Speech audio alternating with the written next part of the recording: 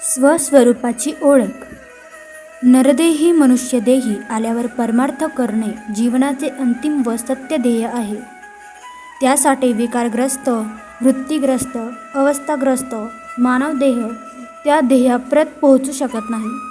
त्यासाठी त्या जीवनातील दोष कमी करून घेण्यासाठी किंवा दोषरहित करण्यासाठी किंवा आत्मोन्नती साधण्यासाठी गुरूंच्या अथवा सत्पुरुषांच्या सहवासात जाणे आवश्यक आहे.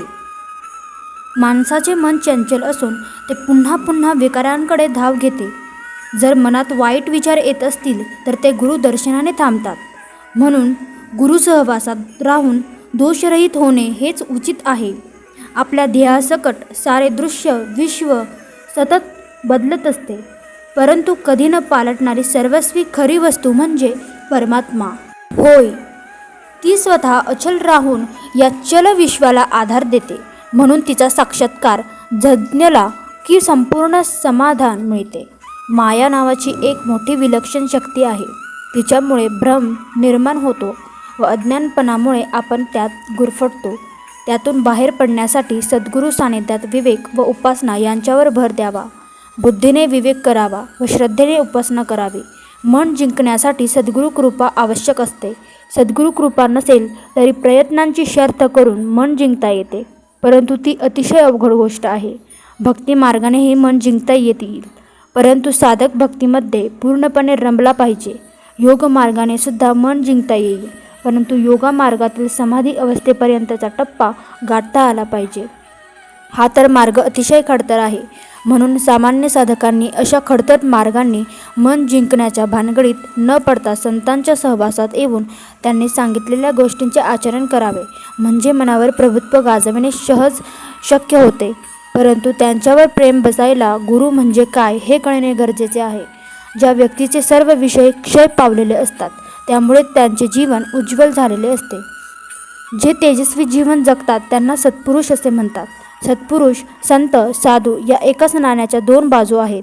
साधू पुरुष साधारणतः एकटे राहणे पसंत करतात व स्वतःची साधना चालू ठेवतात.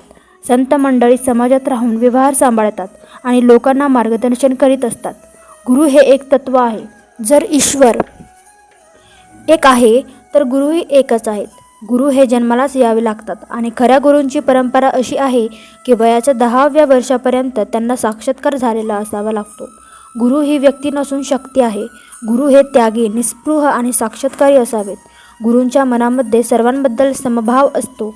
गुरु हे मार्गदर्शक असतात, ईश्वरा समान असतात. गुरूंनी शिष्याला नुसते मार्गी लावून चालत नाही, तर त्यांच्याकडून कर्तव्य करून घ्यावे लागते आणि त्यासाठी कृपेचा वर्षावही त्यांच्यावर करावा लागतो. गुणदोषांसकट ते शिष्याला स्वीकारत असतात. गुरूंकडून अनुग्रह घेऊन आपण परमार्थिक जीवनाची वाटचाल करावयाची असते. अनुगृहीत शिष्य कोठेही असला तरी सद्गुरूंमध्ये निघालेला कृपाशक्तीचा सूक्ष्म प्रवाह त्यांच्यापर्यंत पोहोचतो. त्यांच्या भोवती रक्षणवलय करून साधनांमध्ये त्याला सारखी मदत करतात. सामान्य जो अल्पज्ञानी असतो, ब्रह्मज्ञानी सद्गुरू आपली शक्ती साधकाला देतात व त्यास वर उचलतात. दृश्याच्या कक्षेतून सूक्ष्माच्या साम्राज्यात नेतात. त्यामुळे त्या ब्रह्मांड नायकाची भेट होण्यास मदत होते. ज्या परमात्म्याने आपल्याला संसारात घातले, त्याने हे अवढव्य विश्व निर्माण केले. त्याला जो पूर्णपणे ओळखत नाही, त्याच्या देहाचे सार्थक केव्हाच होणार नाही, हे लक्षात ठेवावे. त्याला ओळखणे म्हणजे स्वस्वरूपाला ओळखणे होय. आता स्वस्वरूपाची ओळख म्हणजे काय हे समजून घेताना हे लक्षात ठेवले पाहिजे. परमात्मा तिन्ही गुणांच्या पलीकडे आहे. जन्मचक्षूंना न कळणारा आहे असा प्रत्यक्ष अनुभव येणे त्यास ज्ञान असे म्हणतात. या अनुभवाखेरीज इतर सर्व काही अज्ञान समजावे. उदरनिर्वाह चालवण्यासाठी अनेक लोक अनेक विद्यांचा, पदव्यांचा, डिग्रीचा अभ्यास करतात. त्याला ज्ञान असे काही लोक संबोधतात. परंतु हे ज्ञान पोट भरण्यासाठीच पुरे पडत नाही, तर मग या ज्ञानाने आत्मोन्नती कधी साधणार? पोटविद्या शिकून जन्मभर पोट भरले आणि देहाचे संरक्षण केले तरी ते अंतकाळी सगळे वाया जाते. सांगण्याचा हेतू असा की या पोट भरण्याच्या किंवा उदरनिर्वाह चालवण्याच्या विद्यांना आत्मविद्या म्हणतात येणार नाही. सर्व व्यापक परमात्मा वस्तूच या चराचरात भरून उरली आहे. याशिवाय या चराचरात अन्य काही नाही असे ज्या अनुभवाने तात्काळ कळते ते खरे ज्ञान होय. असे ज्ञान झाल्यावर आपण निस्पृह निर्भय होतो. आत्मज्ञान अत्यंत निश्चयात्मक व संशयरहित असे आहे. या ज्ञानाने वासना निश्चय नाहीशा होतात. अत्यंत निर्भय होऊन स्वानंदाने जगता येते. त्यामुळे अशा ज्ञानाने दुःख, क्लेश, तळमळ कायमची निघून जाते. सर्व काय प्राप्त परिस्थितीत मुक्त व आनंदी जीवन जगता येते. असे मुक्त जीवन संत पुरुष जगू शकतात, जगत असतात. म्हणून संताची या गावी प्रेमाचा सुकाळ, नाही तळमळ दुःख क्लेश असे म्हटले जाते. म्हणून पूर्ण ज्ञान हवे असेल किंवा आत्मज्ञान हवे तर आत्मज्ञानी पुरुषांकडेच जायला हवे. अज्ञानी पुरुष आपले अज्ञान नाहीसे करू शकत नाहीत. समर्थ रामदास स्वामी म्हणतात, एव पोट भरण्याची विद्या तयेसी म्हणून नये साधी त्या. सर्व व्यापक वस्तू सध्या पावी जे ते ज्ञान. ऐसे जया पासी ज्ञान तोची जाणावा सज्जन. तया पासी समाधान पुसिले पाहिजे. परमात्मा वस्तूचे ज्ञान ज्याच्यापाशी आहे त्याला समाधान मिळवण्याचा मार्ग विचारावा. एक अज्ञानी दुसऱ्या अज्ञानी माणसाकडे गेला तर त्याच्यापाशी आत्मज्ञानाची प्राप्ती होणार नाही. म्हणून आत्मज्ञानी पुरुषा वाचून आत्मज्ञानाचा मार्ग सापडत नाही.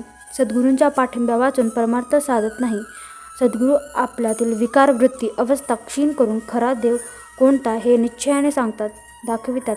कारण त्यांनी तो स्वानुभवलेला असतो. त्यांचा दृढ निश्चय असतो की एक आत्मा परमात्मा तेवढाच सर्वत्व व्यापून आहे, तोच खरा देव आहे. बाकीचे सर्व चराचर दृश्य मायेचा देखावा आहे. एखाद्या चित्रामध्ये 2 राजे रेखाटले, त्यामध्ये एकाहून एक मोठा आहे. या क्रमाने विचार केला तर त्यांचा अंत लागत नाही. कोणी म्हणतो विश्वामध्ये विष्णू मोठा, तर कोणी म्हणतो शिव मोठा, तर कोणी म्हणतो या सर्वांहून आदिशक्ती मोठी. लोक आपापल्या परीने असे बोलतात. पण कल्पताची वेळ आली की या सर्वांचा नाश होणार आहे. जे दिसते ते नसते अशी श्रुतींची साक्ष आहे. जो जीव उपासना करतो त्याला तिचा अभिमान होतो. पण खरा देव कोणता हे फक्त साधू संत पुरुषच निश्चयाने सांगू शकतात. वरील प्रस्तुत देव कल्पनातील असून कल्पतांच्या वेळी व कल्पतानंतर सुद्धा जे कोरे अस्तित्व जसेच्या तसे शिल्लक राहते त्याला परमात्मा असे म्हणतात. हाच परमात्मा अनेकपणाने एकाच वेळी अनेकांच्या ठिकाणी वसत असतो. त्या त्या स्थानाप्रमाणे त्याला तशी तशी नावे दिली जातात.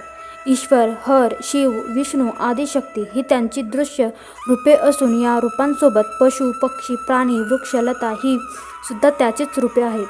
तो आपणामध्ये तसेच सरांभूत वावरत असतो.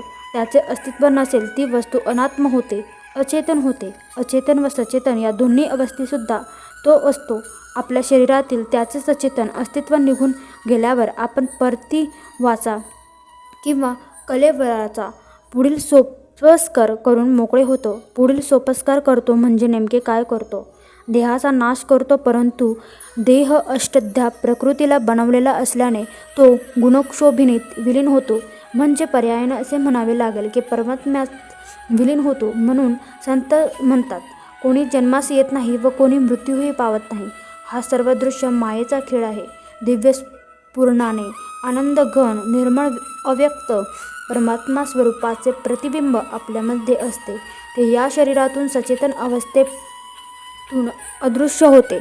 जीवात सचेतन अवस्थेत असणारे परब्रह्मस्वरूप तो जीव जिवंत असताना सुद्धा विसरतो. म्हणून त्या जीवास भय, भीती, इच्छा, आकांक्षा, वासना, आधीनता, लोलुपता इत्यादी गोष्टी निर्माण होतात. परंतु स्वस्वरूपाच्या ओळखीने जीवातील देहबुद्धी क्षीण होऊन आत्मबुद्धीच्या विकासामुळे मी आत्माच आहे याची जाण निर्माण होते. ही पुरती जाण आली तरच आपल्याला आत्मज्ञान किंवा स्वस्वरूपाची ओळख झाली आहे असे समजावे. सर्वानुभूती परमेश्वराचे वास्तव्य आहे हे पुरते कळून चुकेल. निर्भयता, स्वानंद त्याच्या ठायी जागृत राहील. अत्यंत संशयरहित निश्चयात्मक ज्ञान प्राप्त होईल. नामरूप, स्थल, काल, आकार वगैरे ह्या बुद्धीच्या कल्पना आहेत याची जाणीव होईल. परमेश्वर निर्गुण निराकार आहे. तेथे काही उत्पन्न होत नाही किंवा होऊन वाढत नाही. स्थल, काल, आकार त्याच्या पुढे काहीच नाही. एक परमात्मा तेवढाच शाश्वत आहे. तोच हे सारे विश्व अचल राहून चालवितो. तो सर्व चालवून या दृश्य विश्वामध्ये कोठेही अडकत नाही. आपल्या जीवनामध्ये आलेले सुखदुःखाचे प्रसंग हे आपणास होणारे भास असून आपण यापूर्वी कल्पनातील विश्वात वावरत होतो याची पूर्ण जाणीव होईल. पूर्वी देहबुद्धीने जगणारे आपण ब्रह्म निराळे, जग निराळे, त्यास पाहणारा मी निराळा आणि माझ्यासारखे आणखी मी निराळे हा भेद नाहीसा होऊन ब्रह्म म्हणजे मीच, विश्व म्हणजे सुद्धा मीच आहे आणि माझ्यासारखे असणार सुद्धा मीच असे ज्यावेळी ध्यानी मनी स्वप्नी तसेच त्रिकाळ जाणवू लागेल त्यावेळी नक्की समजा स्वस्वरूपाची ओळख झाली आहे. जन्ममृत्यूच्या भयातून सुटका झाली आहे. सुखदुःखाच्या चटक्यांपासून मुक्त झालो आहोत. प्रपंच व परमार्थापासून अलिप्त झालो आहोत. आता जन्म मिळाला काय अथवा मृत्यू मिळाला काय दोन्ही सारखेच असे ज्या वाटू लागेल त्यावेळी खऱ्या अर्थाने नरदेहाचे उचित कार्य झाले असे समजा. असेच नवनवीन गोष्टी ऐकण्यासाठी आपल्या चॅनलला सबस्क्राईब, लाईक, शेअर जरूर करा.